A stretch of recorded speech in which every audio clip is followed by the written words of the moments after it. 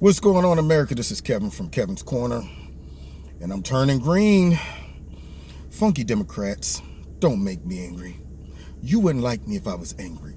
Dun dun dun dun. I'm madder than Chuck D right now.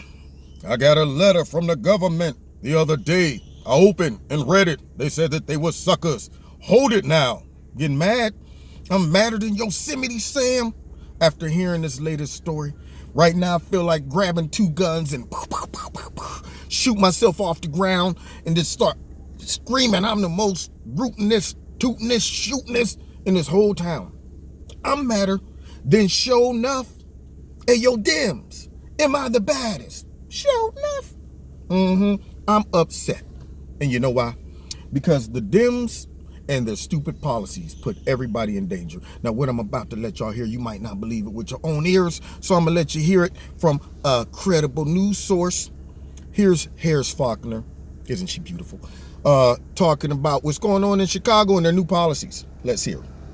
Officers not to cooperate with the DHS officials on some immigration matters.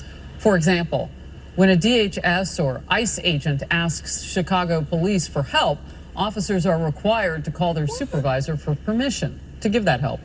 And the new rules indicate the supervisor is likely to tell them to stay out of it. The Chicago mayor going after federal immigration organizations just last week. We are not going to tolerate letting ICE terrorize our immigrant and refugee communities. We will never, ever succumb to the racist, xenophobic rhetoric of ICE. All of this as two alleged child rapists are at large after New York and New Jersey law enforcement officials refused to hold them in detention for ICE over sanctuary policies. Mayor Lightfoot there talking. Okay, so did y'all hear that? So Chicago has made it so that the police there cannot work with ICE unless they call their parents. Excuse me, mom, dad, I was wondering, can I spend a night tonight? Can I spend a little money on this food? Can I do whatever? Yeah, they got to check in. So in a serious situation, if ICE requires help, the Chicago police got to say, well, hold on for a minute. Let me call and see what the captain say, or see what the mayor say, or whoever. And then they're most likely going to say, don't get involved. Now, that right there, if I'm a Chicago citizen, I am absolutely furious considering the amount of violence that's taking place already in Chicago. Okay, so now pretty much if I'm an illegal immigrant and I want to be a gang banger, if I want to be a criminal or crook, you know what? I'm going to flee to a sanctuary city because, as we can see, according to New Jersey and New York, they released two rapists right back into the community rather than bring negative attention to illegal immigration and the potential dangers. So instead of working with ICE, instead of saying, you know what, I know that this might bring some negative PR to our utopian society that embraces anybody to come on in and just set up shop. But this is so important, and my obligation is to protect the American citizens that are here. I'm going to have to turn these people over, even if it looks bad when it comes down to illegal immigration. No. Instead of doing that, they would say, you know what? Open the back of the jail.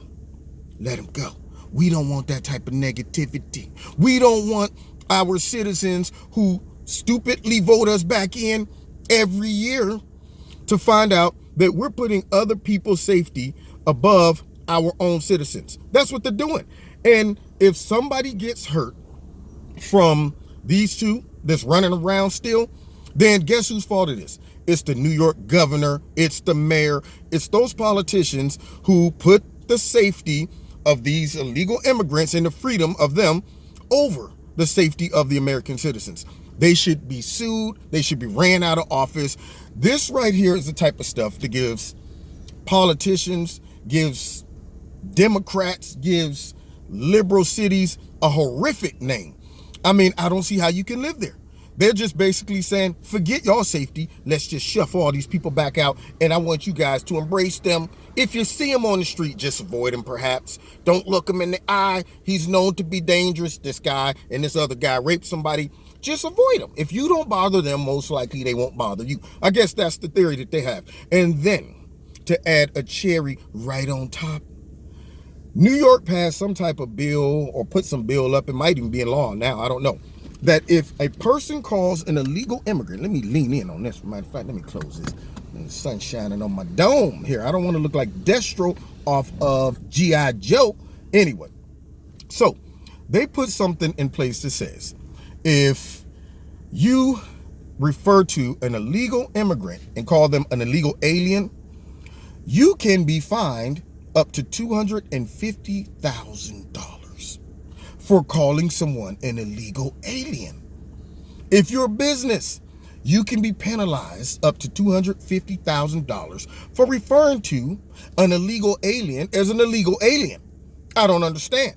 I mean, that's a legal term that's still used, but if you use it in New York, we can fine you for $250,000. Now, there's so many things wrong with this. First things first, it stabs the heart of free speech. That's the first thing. And you best believe if they can get away with this crap, they'll be coming after other statements, other names, other titles, other, platforms that use these titles.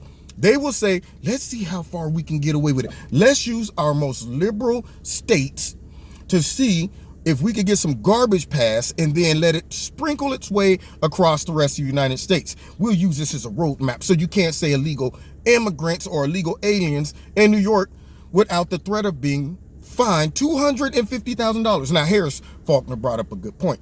She says, is there even a fine for the N-word? So you mean to tell me a legal immigrant is more offensive than calling somebody the N-word? You don't see them talking about, let's fine anybody who calls a black person the N-word. Let's fine them $250,000. Now, as much as I hate the N-word, I don't even like it when black people use the N-word against each other. I don't like it. Just don't like it. Look, man, just because you're black, don't do it. It just gives us a bad name. I don't like it. But I know people in the black community use it. But nonetheless, even if the most racist, white supremacist, one-tooth having Nazi skinhead KKK member uses the N-word, and I'm not talking about where they use the G-A at the end. I'm talking about the E-R, the hard G-E-R. Look here, you blanker. I'm talking about that. I still would not say we need to censor speech and penalize those crooked, nasty, dirty, white supremacist KKK members $250,000, because what's good for the goose will become good for the gander. If we allow that to happen, then when I get up and I say, man, the dirty Dems, what?